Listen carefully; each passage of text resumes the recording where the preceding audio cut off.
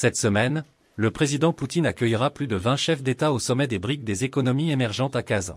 Parmi les dirigeants invités, on trouvera le chinois Xi Jinping, le premier ministre indien Narendra Modi et le président iranien Masoud Pezeshkian. Le Kremlin l'a déclaré comme l'un des plus grands événements de politique étrangère jamais tenus en Russie.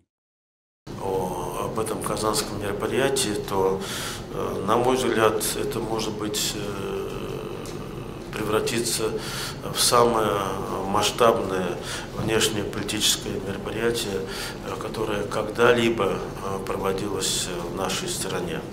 La Russie souhaite que le sommet des BRICS montre l'influence croissante du monde non occidental, mais les partenaires de Moscou en Chine, en Inde, au Brésil et dans le monde arabe exhortent le président Vladimir Poutine à trouver un moyen de mettre fin à la guerre en Ukraine. Le groupe BRIC représente 45% de la population mondiale et 35% de son économie, en parité de pouvoir d'achat, bien que la Chine représente plus de la moitié de sa puissance économique. Le président russe Vladimir Poutine a déclaré qu'il a choisi de manquer le sommet des BRICS en Afrique du Sud pour éviter de créer un spectacle politique. En tant que faisant l'objet d'un mandat d'arrestation de la Cour pénale internationale, Poutine pourrait être arrêté en Afrique du Sud, un pays membre de la CPI.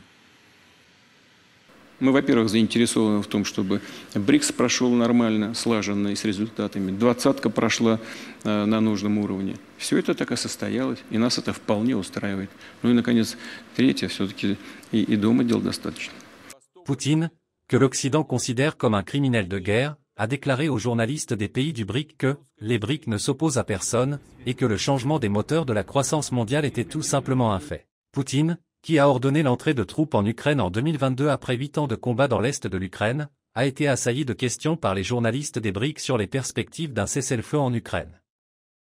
Это опасная провокация, потому что она будет, безусловно, любой шаг в этом направлении будет встречать соответствующую реакцию. Могу сразу сказать, Россия этого не допустит ни при каких обстоятельствах.